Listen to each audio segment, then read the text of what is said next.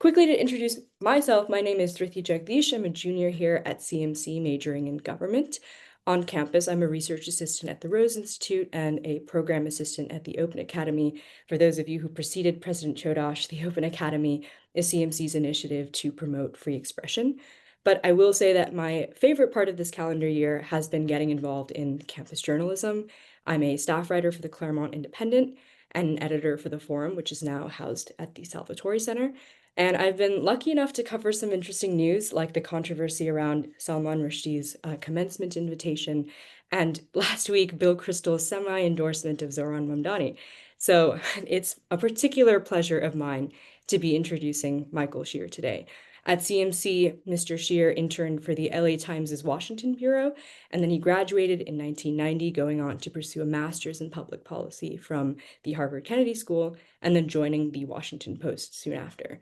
He then joined the New York Times in 2010 as a White House correspondent covering the Obama administration, the first Trump administration, and the Biden administration.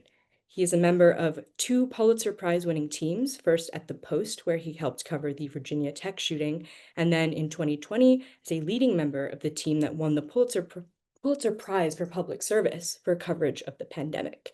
He's also the co-author of Border Wars: Inside Trump's Assault on Immigration, published in 2019, and now he is joining us from the UK as a senior UK correspondent. So without further ado, Mr. Michael Shear. Thank you, Dridi. That was super nice. And hello, everyone. I'm looking at the chat, and I'm seeing all of these old friends of mine. Mike Carr, hello, Mike. Ken, Jenny Wong. Anyway, hello, everyone. John Ferranda, who I think has been on Zoom calls since the early 1600s at CMC or something like that. But anyway, it's great to see everyone, and hi to everybody I don't know as well. And thanks also to Rebecca and CMC and the Alumni Association for inviting me. It's nice to have another opportunity to talk with folks from Claremont, even from this far away. When Rebecca and I talked about the issues that that I might address, and we decided free speech might be a good topic, I think Jimmy Kimmel had just been ousted at ABC. Of course, he's back now, but in many ways, the subject is as timely, if not more timely, than it's ever been, especially for an academic community.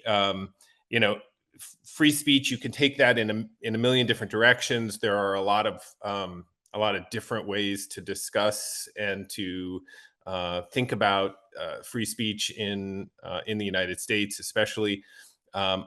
As I was thinking about it, I decided to really focus on one main area, and that is specifically attempts by the current government to control speech with direct intervention, which is something that hasn't happened as much in the past as it's happening now.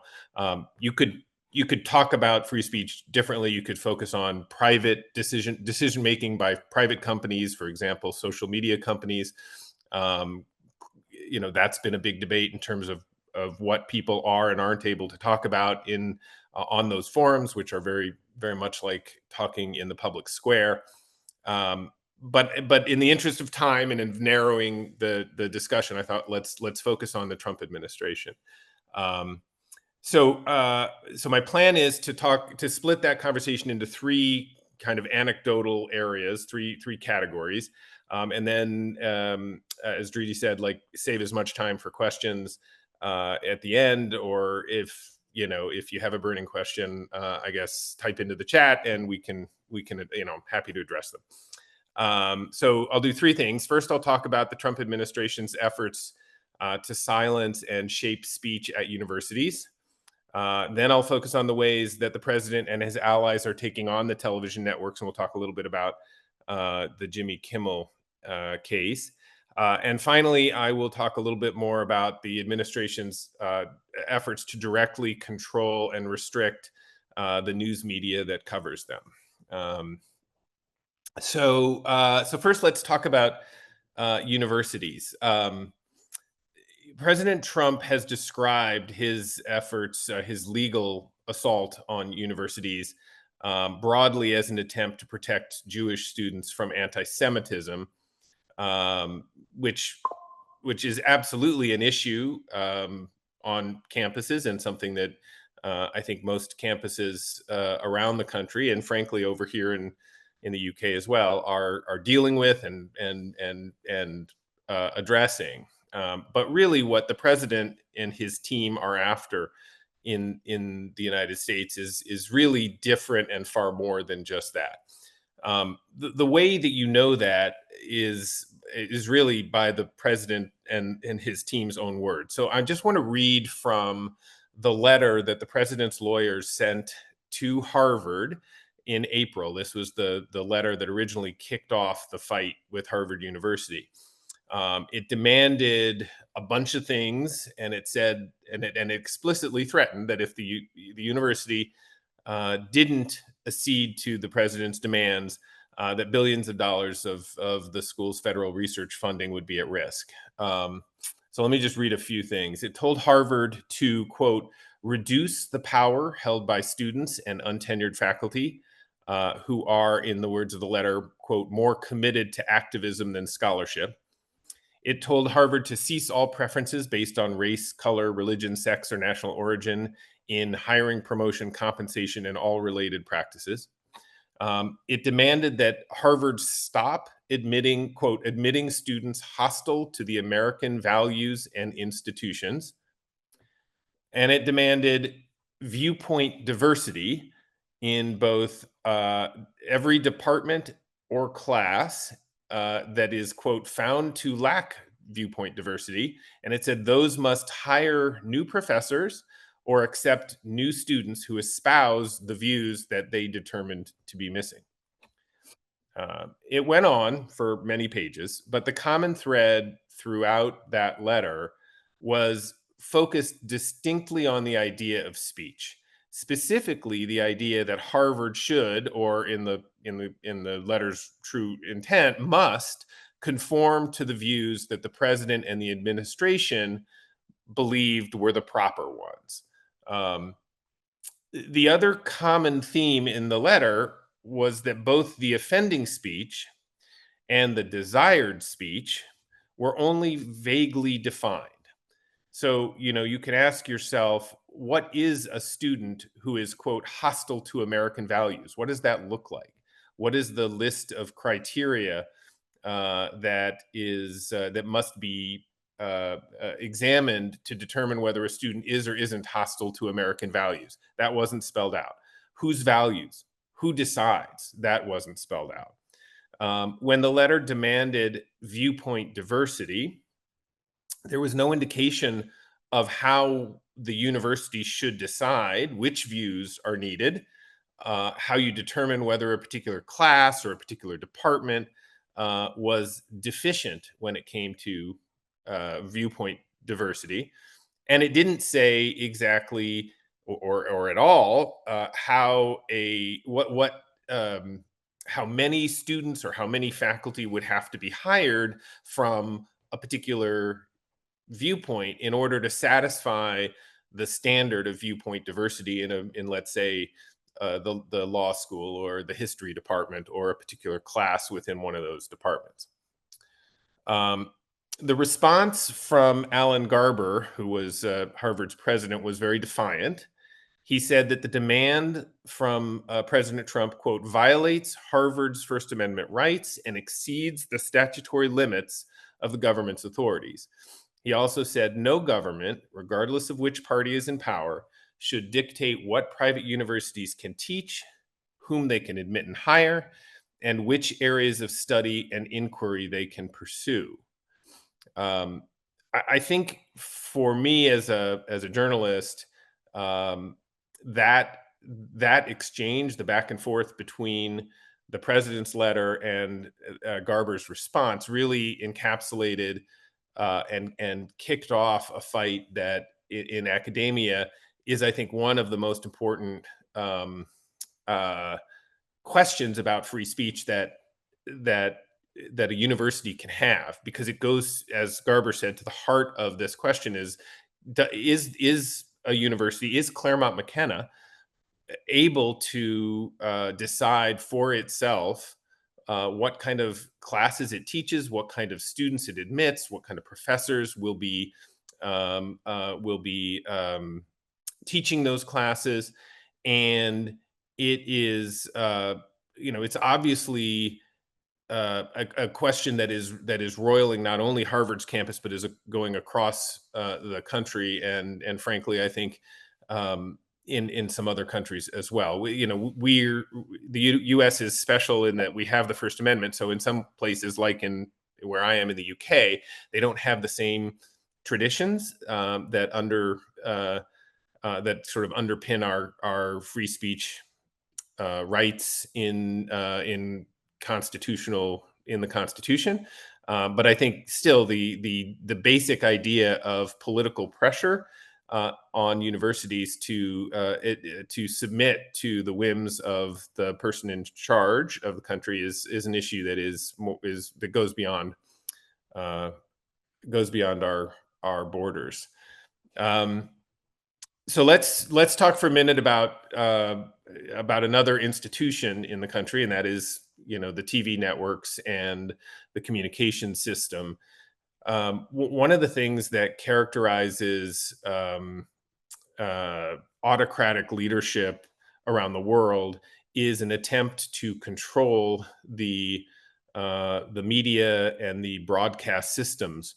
Um, you know, the There has always been, in my experience, a real tension between the media and the White House, the president.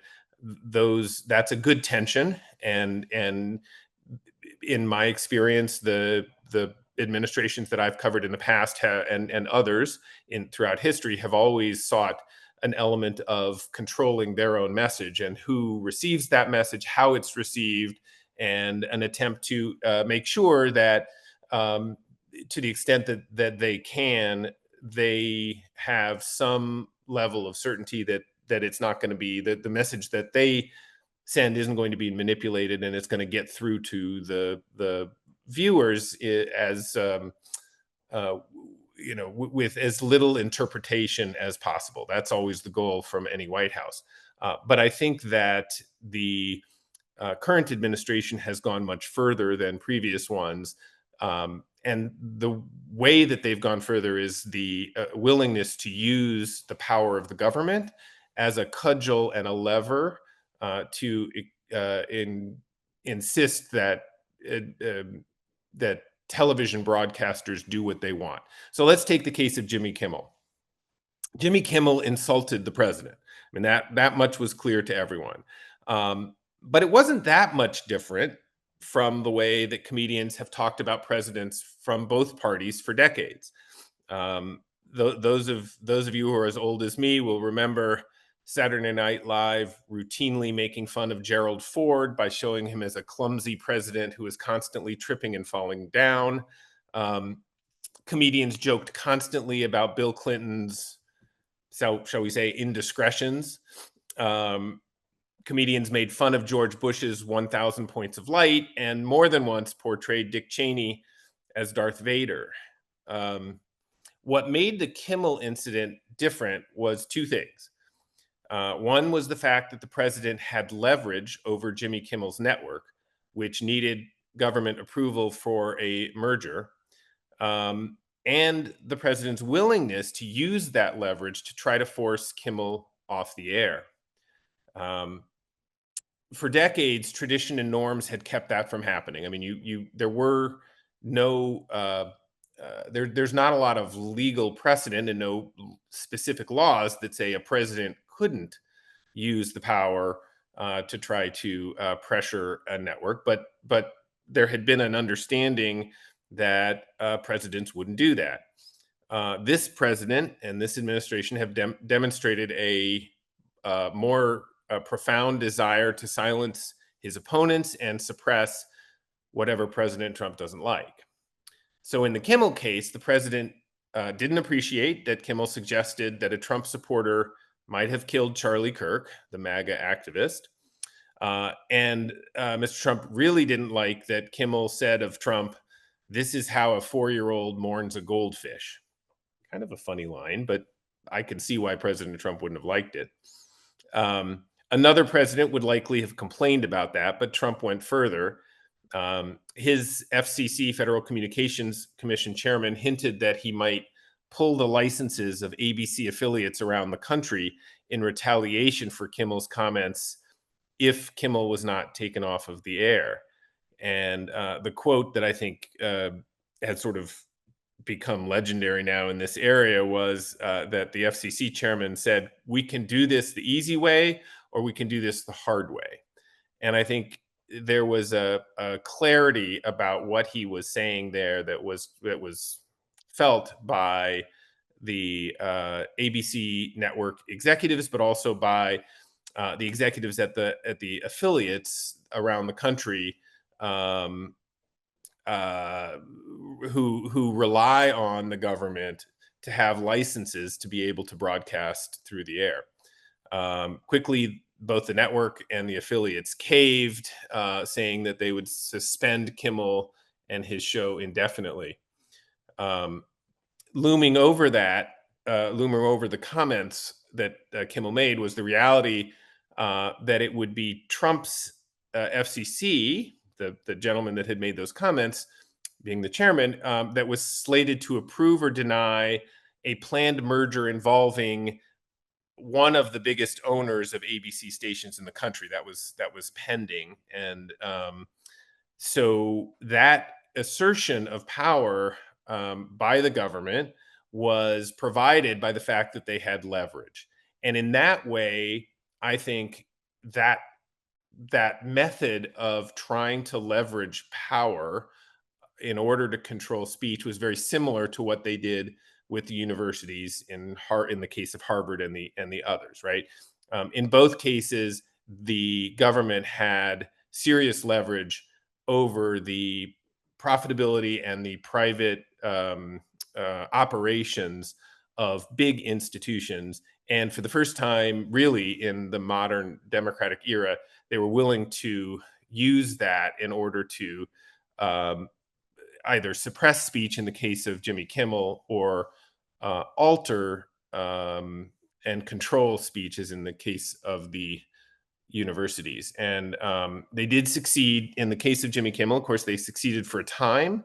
There was some backlash, and ultimately ABC put Kimmel back on the air. Finally, we can talk a little bit about the news media and reporters specifically.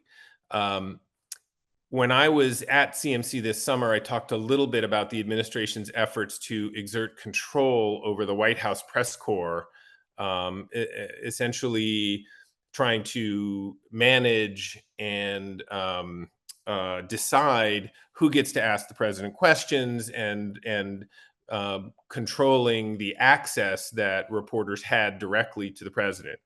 Um, just as an update on that effort, they've gone further in the last week. Last week, they announced that White House reporters would no longer have access to what's called upper press in the West Wing. That's an area of offices, a little kind of cocoon of 4 or 5 offices, which is where the White House press secretary and other top communications aides have their offices and where they sit. That has always been an area where reporters could come in, knock on a door, say, look for information, try to seek answers to questions that they had for their stories. In a memo last week, they said the White House, the reporters will no longer have access to that area, so they're now banned from that area. But I think the more interesting example about the president's desire to control speech and to directly control the reporters around him really took place at the Pentagon. Um, um, there, for decades, reporters that cover the Pentagon and the Defense Department have been able to walk around parts of the Pentagon pretty freely, not in the highly secure areas, but there's it's I think maybe the largest, if not one of the largest office buildings in the country. It's a huge building where all of the civilian and some of the military officers work. And for a lot of years, the reporters who cover the Pentagon have just been able to essentially walk around and make their own appointments to see people. Um, Earlier this year, Pete Hegseth, who is the Secretary of Defense, was decided that to end that free ability of reporters to walk around, essentially saying that any reporter who wanted to go anywhere in the Pentagon would have to be escorted um, by a member of the press staff. That was a frustrating decision, but within the rights of the administration to do that if they wanted to.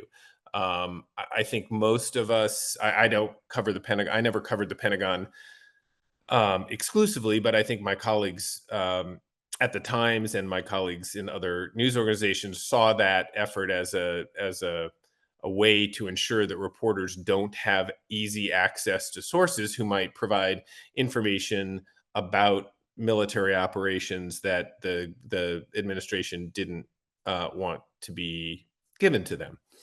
Uh, then late last month, the defense secretary went one step further, and they decided to use the power of the government. Again, the theme continues in a way, again, that had never been done before, which is to ensure that not only did reporters not have easy access to those sources, but to try to threaten that reporters that managed to find a way to talk to members of the Pentagon, that asking those questions could put them in criminal jeopardy.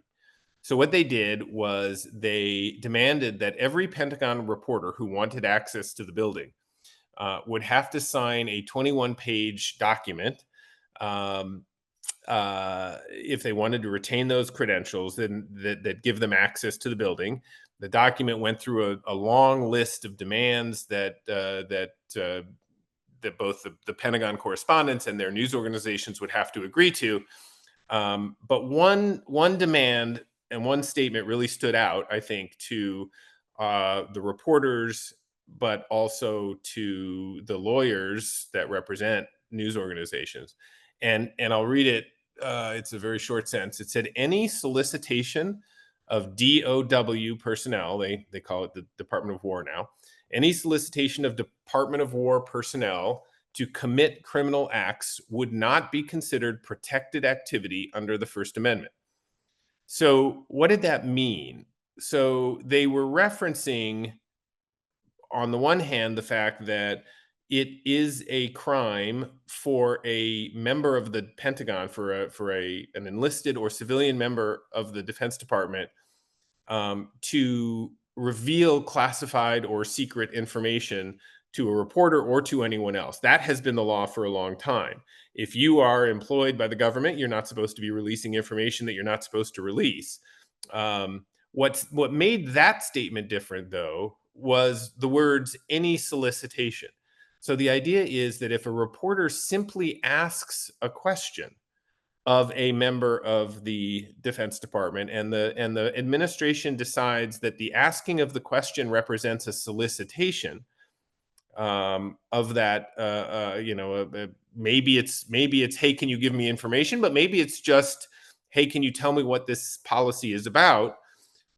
That wasn't spelled out. There was a lot of vagueness in it. But the fear, I think, on the part of news organizations was that simply by asking a question, what the administration was saying was that not only the employees could be charged with a crime, but that the news reporters who cover the Pentagon could be in criminal legal jeopardy because they've essentially done their jobs. They've asked the question. As a result of that, the New York Times and just about every other news organization that had been accredited to cover the Pentagon decided not to sign the document, and the administration took the Pentagon credentials away from all of them. And so everybody packed up their belongings and left the Pentagon. I think that in talking to colleagues about that decision, The idea was that, you know, the signing of such a document would essentially endorse the idea that the government was leveraging its power to put people in jail, essentially, which is to deprive them of their freedom, which is one of the most awesome powers that a government has. Um, in order to control, limit, and prevent information from being published and distributed, and that, to have signed the document would have essentially been endorsing that, or at least accepting that uh, as a routine practice, which it has not been in the past, and I think most of us would say shouldn't be in the future.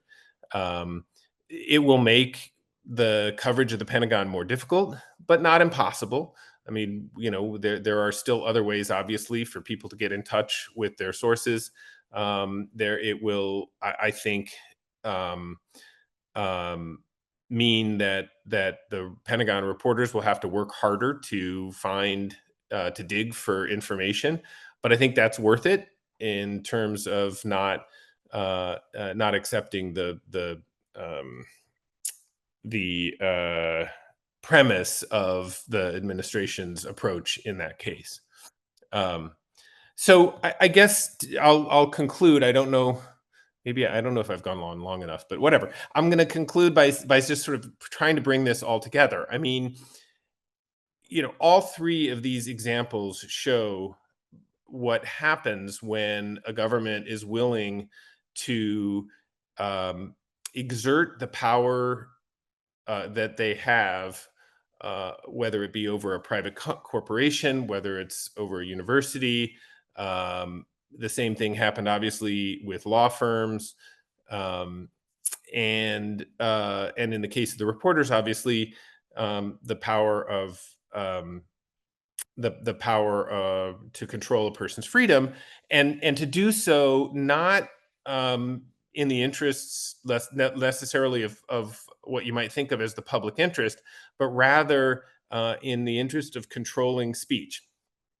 And you know one of the things that the First Amendment, at its core, is about, is not that everybody should be able to say everything they want whenever they want to. There have to be, and there are, limits on that. But what specifically the administration has, I mean, specifically the First Amendment has always been understood to be about, is to restrict and to keep the government from using its power to put its finger on people and change what they would otherwise have said. And I think that as we move forward with this, with the next, say, 3 years in this administration, um, I suspect that there will be more attempts by the administration to push in all of these different areas, on the news media, on universities,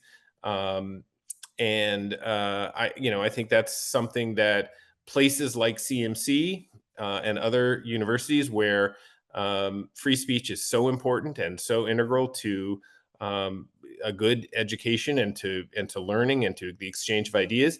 I think we need to be talking about them and thinking about them, and examining the administration's attempts to do this, because I think it's sort of central to our democracy, and something that we need to keep an eye on as the next 3 years go. So I hope that was interesting, and I look forward to your questions, which obviously can be about all of that, but also could be about whatever else you all want to talk about. So thank you very much. Giving a virtual round of applause right now. If we could join me in the virtual round of applause. Okay, perfect. Wow, so many are coming in. Okay, we have questions coming in. First one from Allison Aldrich. Are we concerned that the genie is out of the bottle?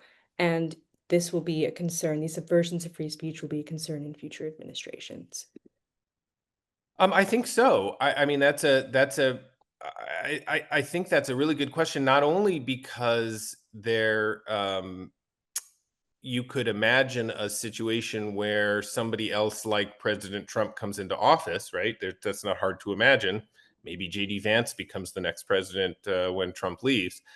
Um, but I actually think um, the more damaging thought here potentially is that the precedent is set not just for somebody else who thinks like Trump, but for all presidents, right? That there is an assumption that once you put restrictions like this, for example, on the Pentagon reporters, that even if, for example, a Democratic president or another Republican president who wasn't as um, kind of taken and upset with the press, would simply leave them in place, right? I think there's a lot of I get asked a lot by people about whether or not I think things snap back to quote unquote normal after Trump leaves office. And I think that, there are some things that are obviously unique to this president and that will probably change under another president. But I think a lot of times there's just an inertia that takes place. And you you know you take steps to introduce the involvement of the United States government in the sort of daily operations of a university like Harvard or CMC, and the next president doesn't necessarily want to spend the political capital to reverse all that. So they end up leaving a lot of things in place, and people get used to them, and and you end up in a situation where it wasn't just a one-off. It becomes a kind of institutionalized way of engaging between the government and the people, and that I do think is hard to put back in the bottle. And just to sort of follow up to that, what do you think, this is from Jeff Klein, what do you think are the best strategies to counter these efforts? And I guess that both now and in the future, potentially. um I think look, I think it's hard. I mean, you see the different ways that universities, for example, are trying to are making decisions to either try to stand up. Harvard, obviously tried to stand up to and has tried to stand up to the administration, um, but it's not easy, right? Harvard's the leadership at Harvard has to think not only about the principle at stake, but also about its thousands of employees who, many of whom would lose their jobs, or who would, students that wouldn't have opportunities if the federal funding went away. And so I don't think it is a light question to, I mean, it's not an obvious thing to say, you just, throw up a middle finger to the president and you fight. I mean, we've seen that with law firms. Some have fought, some have sort of capitulated. Um, I think, so I don't think it's an easy question. I do think that there are a lot of people in all of these different institutions who would argue that the only way to maintain um, independence and the ability to continue to speak freely is to fight these attempts in court, and a lot of them are doing that. And so I think that um, we'll have to see. We don't have any sort of definitive answers yet from the courts about whether or not they will allow, or how far they will allow the president to go. And I think one of the questions will sort of follow up question will be, if the courts do allow the president wide latitude, then what? And I'm not sure anybody knows the answer to that. And from Gwen Gordon, what do you think about the way the press is currently covering the government shutdown? And if you were still covering the White House, what would you be doing differently? Hmm. That's interesting. Look, I think that one of the ways in which the press, broadly, including the New York Times, and especially the sort of inside the Beltway um, press corps, one of the things that we too often get wrong is that we treat these um, these fights as intensely political, um, mm, like sporting events almost, right? It's like who's up, who's down, who's winning, and um, we don't spend enough time getting in this shutdown is a perfect example of where the real story is in the pain that people are going through and that is being caused. So if it were me, and I'm on the other side of the Atlantic at this point, but like if it were me, I would want to spend as much time as I could finding the people out in the country who are being really affected by this. Who are the people whose paychecks aren't coming in? Who are the people whose jobs have been cut, or whose medicines are not being delivered, or whose food stamps are not, you know, whose money for food is being reduced. I think the telling the human story changes it from a typical Washington parlor game into something that's much more important. Now, I will say, in defense of reporters, we've been through so many of these shutdowns before. And oftentimes what happens is that we get all wound up to tell the stories of the pain that's being caused. And the minute that we do that, they resolve the shutdown and everybody goes back to work. And so it's sort of like the boy who cries wolf. But I think it feels like this one. I mean, this one is already different in the sense that I think it's gone on longer than than others. But I think it's also different because it feels like they're nowhere near resolving this, and the longer it goes on, the more pain there will be. And so I do feel like that would be where I would focus attention, especially now after 30 whatever days. And on the point of view being across the Atlantic, this question is from Placide Gatabazi. I'm very sorry if I'm butchering your name. How would you compare the approach to free speech in the US versus the UK? The current US administration, or at least people in the administration, have suggested that the UK government is limiting citizens' free speech, particularly in light of recent protests there. Yeah. No, it's a good question. And frankly, I almost went there with it in this talk. I almost wanted to do this one instead, but um it's a little UK focused. I mean, JD Vance and others have come over to the UK and basically said you're trampling on free speech rights, and that's largely been because of a really aggressive effort by the government here to go after people who have made online, like what is considered in Britain to be threatening or harassing online comments. And the reason that it sort of gained traction in the U.S. on the right, among conservatives, is that there was a really awful, brutal slaying here in the UK about a year ago, in which a um, migrant killed three young girls, like toddler age girls. And in the wake of some erroneous news reporting about it, there were mass riots across the UK that were directed against like hotels, which were set up to temporarily house asylum seekers and migrants who had come into the UK. And so it really exploded into a terrible kind of week or two of violence. And in the middle of that, a bunch of people went on Facebook and X and the other kinds of places, social media companies, and said, "Yeah, string them all up," or "I have a hotel where you could come to next," or "We should attack this hotel."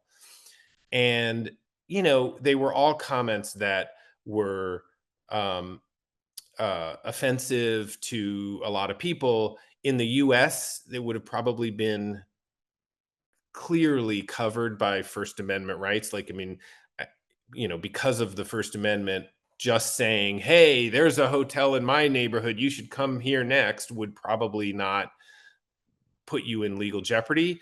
The UK doesn't have a First Amendment. It has some different rules. And so the police basically went and started arresting people.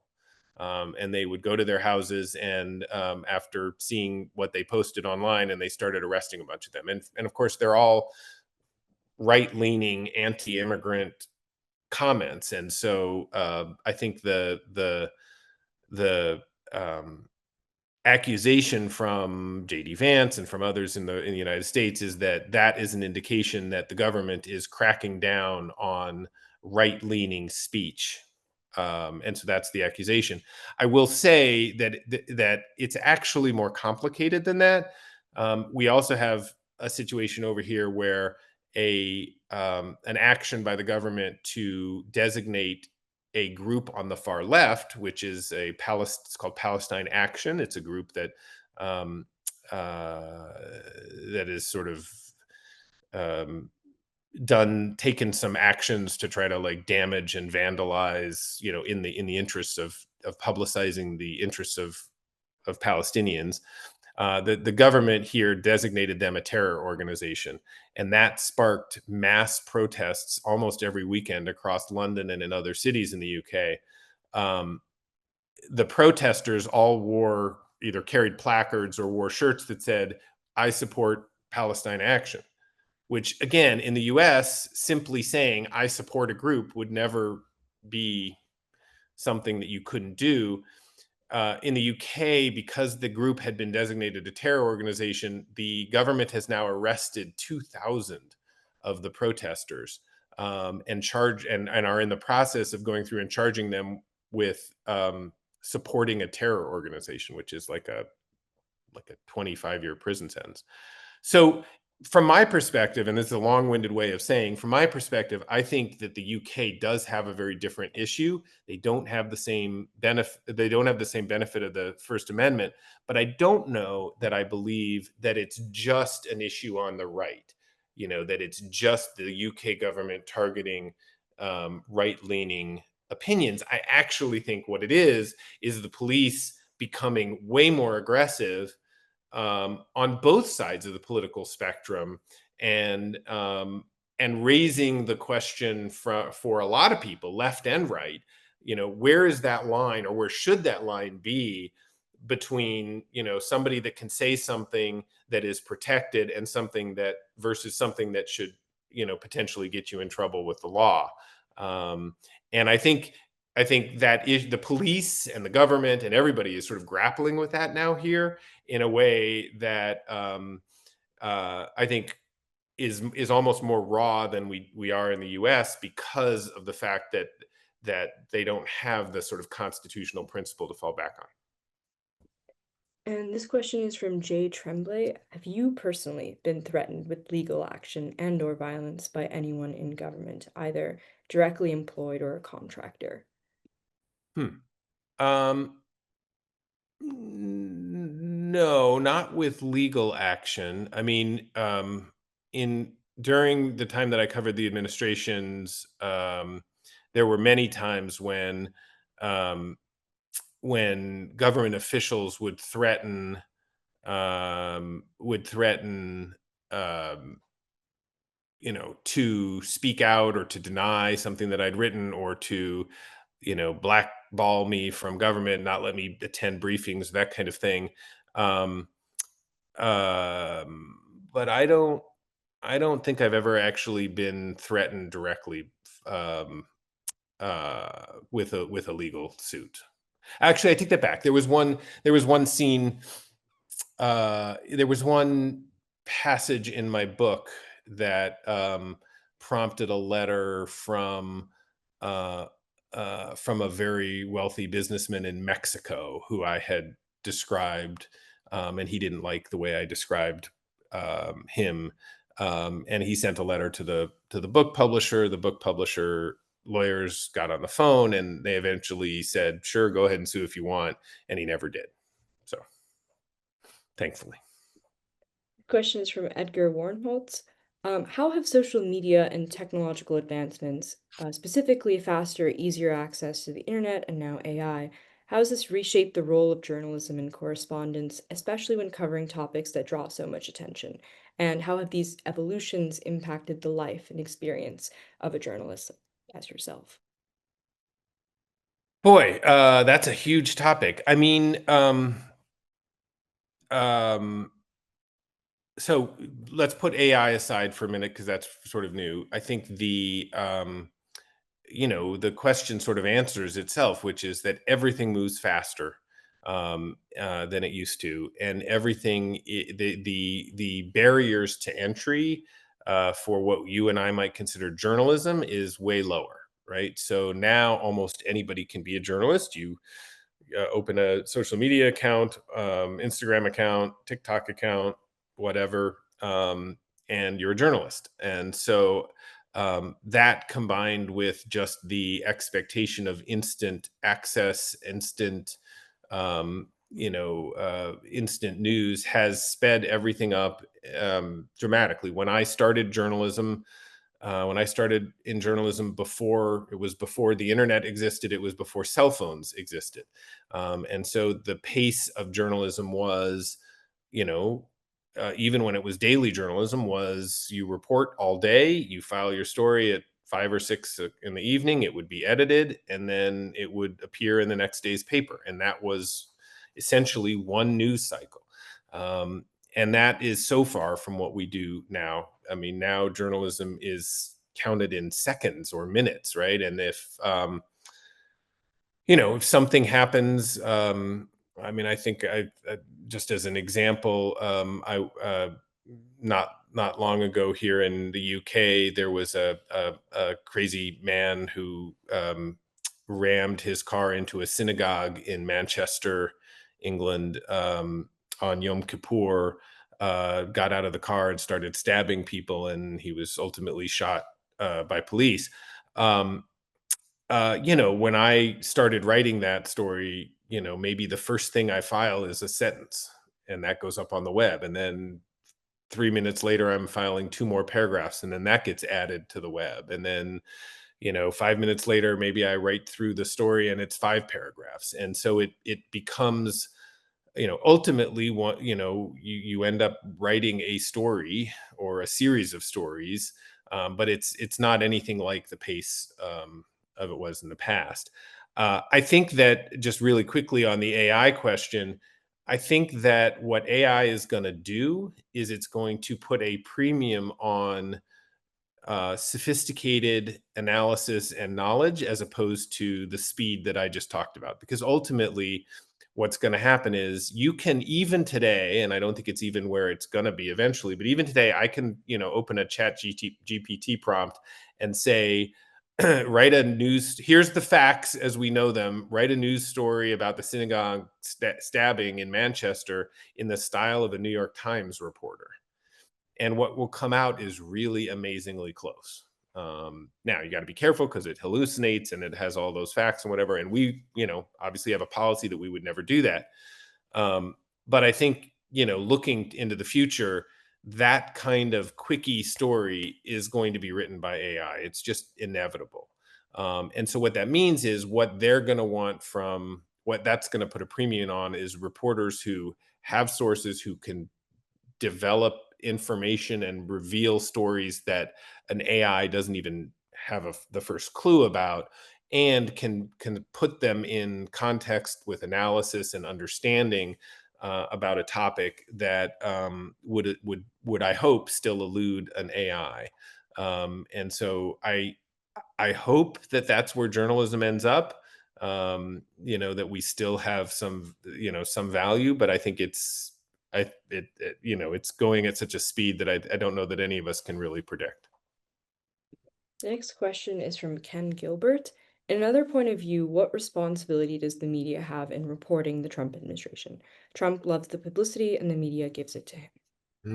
That's a very good question. When I was I covered the all 4 years of the first Trump administration, and this was a debate that we had internally every day. It felt like, how much are we um, uh, playing into his hands by covering the crazy stuff that he would say. Um, and I think, um, I do think that we had a responsibility then, and I think people and news organizations have a responsibility now, to make some judgment calls when it makes sense not to report something. Where to, I mean, that's what we do every day, is make choices. What's the big story of the day? What are we going to cover? What are we not going to cover? And you would be surprised how much of that, we already do. Right? There is so much more that happens on a given day, especially in a Trump world, that uh, my colleagues now, not me anymore because I'm not there, but like that we look at and we say, yeah, we're gonna pass on that because we're gonna focus on this other thing. Um, but having said that, like it's also very hard. I think that it's when a president is as aggressive as Trump is about actually changing and taking actions that are not just symbolic, but actually are affecting people, the world, the economy.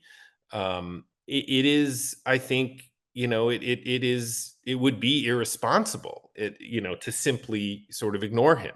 And so I think it's a balancing act. I remember, once during the first Trump administration asking a senior diplomat, a U.S. diplomat who was outside of the country and serving as not an ambassador but a senior diplomat in one of our embassies overseas.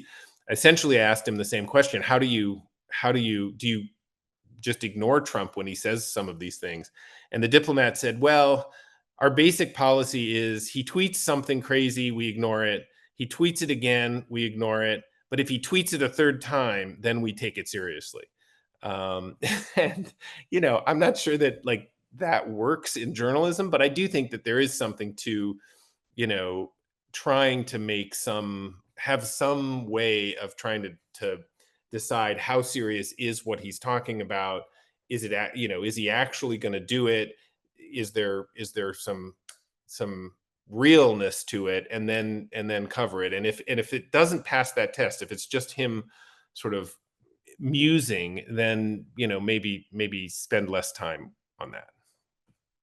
I think this will be our last question from Ronald Schlichtenmeyer.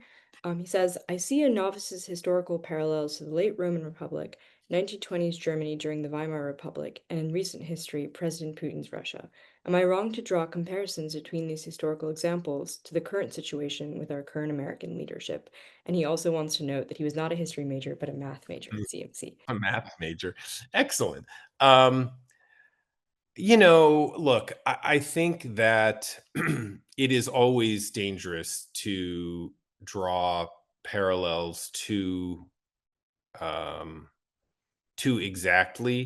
History is filled with very specific situations that are not always the same.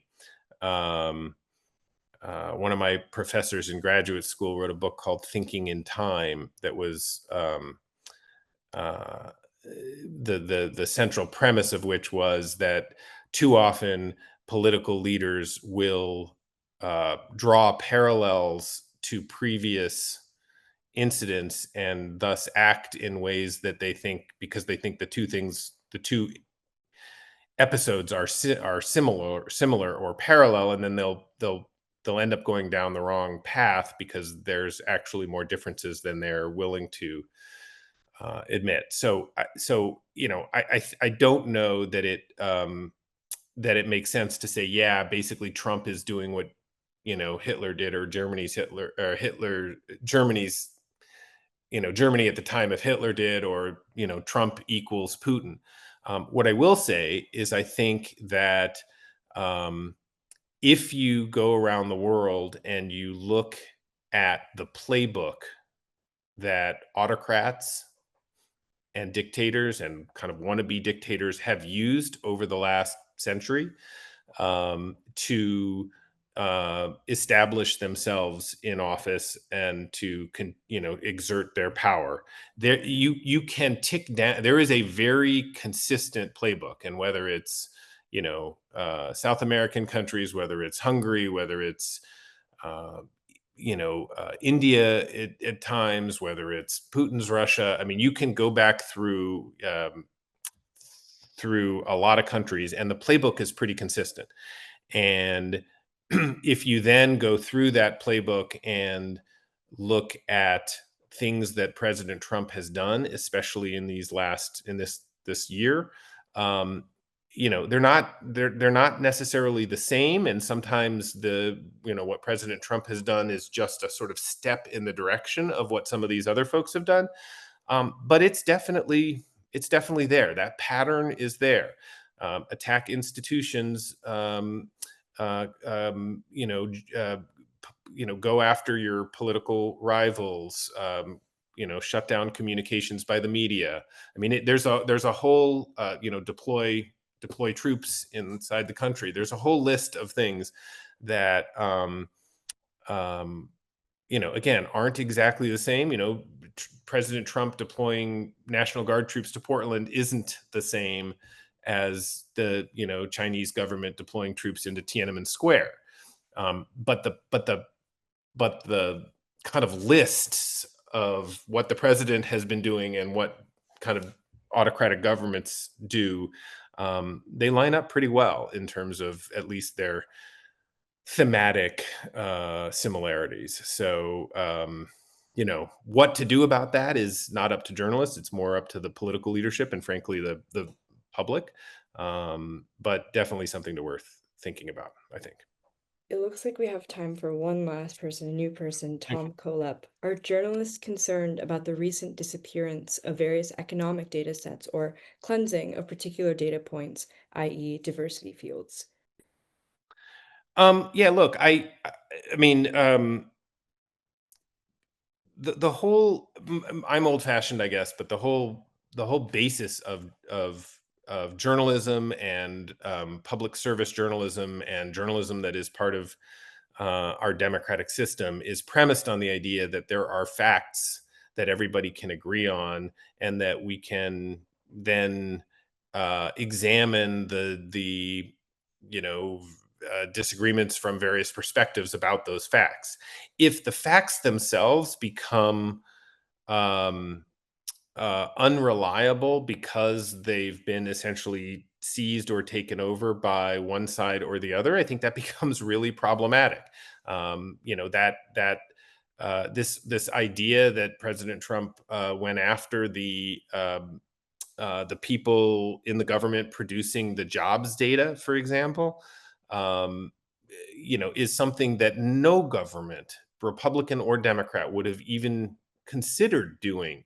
And they all hated when the numbers came out in ways that weren't helpful to their government, right? Whether it was, Bush or Reagan or Clinton or Obama. I mean, there have always been times where they would roll their eyes and think, my God, like, this is the last thing that I need right now is jobs data that shows that the economy is going in the wrong direction. But I think none of them would have seriously thought about, excuse me, well, let's just fire the people that produce the data. And so whether it's that, whether it's environmental data, whether it's, as Tom suggests, diversity, information about diversity. I mean, it becomes very difficult to have a rational political discussion if you don't have the facts and the data that people can trust on both sides, because then it just becomes a mudslinging fest and not based on anything. So. Thank you so much, Mr. Shear, for your time and insight. Wonderful getting to hear you talk and also answering all of these questions for us. People are hopping off, but just as a reminder, the next CMC Connect session will be on leadership meets data science with Professor Stephen Zhao on Thursday, November 13th. Thank you, everyone, for your participation, and have a great afternoon. Thanks, everyone. Thanks so much, Michael. Thanks, Okay, everybody. Of great. Thanks for having me. I really appreciate it. course, always happy to have you. Thanks, All right. everybody. Have a good afternoon or evening wherever you are.